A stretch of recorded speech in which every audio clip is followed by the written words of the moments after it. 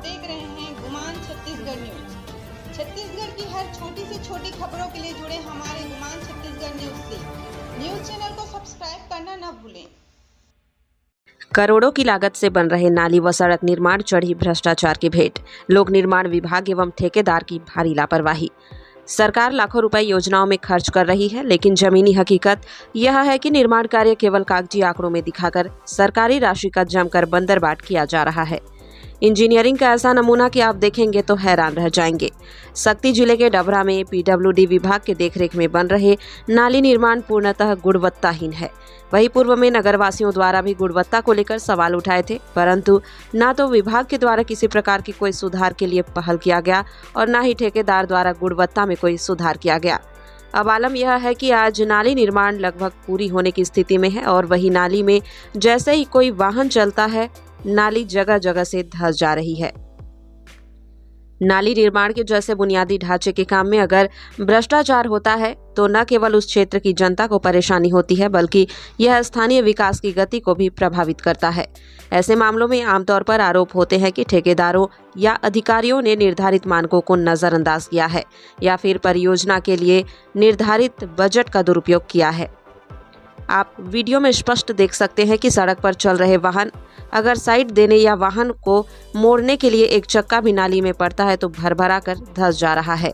एक तरफ नाली बन रहा है तो दूसरी ओर नाली धंसते जा रहा है। उच्च स्तर के अधिकारियों को अपने एसी चैम्बर से निकलकर जमीनी स्तर की जायजा लेने तक की फुर्सत नहीं है। खामियाजा ठेकेदार मनमानी पूर्वक गुणवत्ताहीन कार्य कर रहा है। अधिकारी कर्मचारी सभी नियमों को दरकिनार कर ठेकेदार की हाँ में हाँ मिला रहे हैं। वहीं जब हम सड़क की गुणवत्ता की बात करें तो सड़क अब जगह जगह से उखड़ने लगी है। लगभग 1 साल भी पूरा नहीं हुआ है, सड़क और नाली की स्थिति खस्ता है। नाली व सड़क जगह जगह से टूट रही है, मानो यह सड़क व नाली निर्माण को वर्षों हो गए हों। अब देखना होगा कि विभाग के अधिकारी नाली निर्माण में गुणवत्ता लाते हैं या फिर ठेकेदार को इस तरह से गुणवत्ताहीन निर्माण करने दिया जाता है।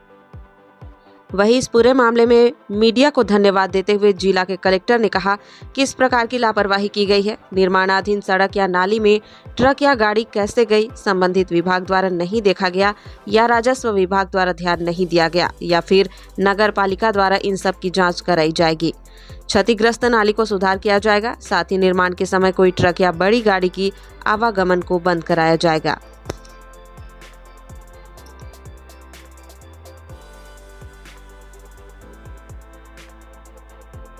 नगर पंचायत डभरा में ठेकेदार के द्वारा नाली जो बनाए जा थे वो मत तरई तो नाम से चीज़ें नहीं है, कभी भी तरई नहीं करें पर आदमी मन ऊपर से कोई भी पिकअप या ट्रक का थोड़ा सा साइड काटा थे, चक्का पड़ पड़ा तो भस दब जा थे, टूट जा थे। एकदम घटिया निर्माण हो थे। ये कर कोई सुनने वाला, पूछने वाला, जानने वाला शासन प्रशासन कोई नहीं है। के निर्माण में बहुत ज़्यादा भ्रष्टाचार हुआ है।